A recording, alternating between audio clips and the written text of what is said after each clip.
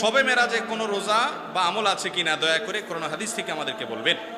দেখেন, শবে মেরাজ নবী করিম সাল্লাল্লাহু আলাইহি সাল্লামের যে রাত্রে মেরাজ হয়েছিল সেটা হলো শবে মেরাজ।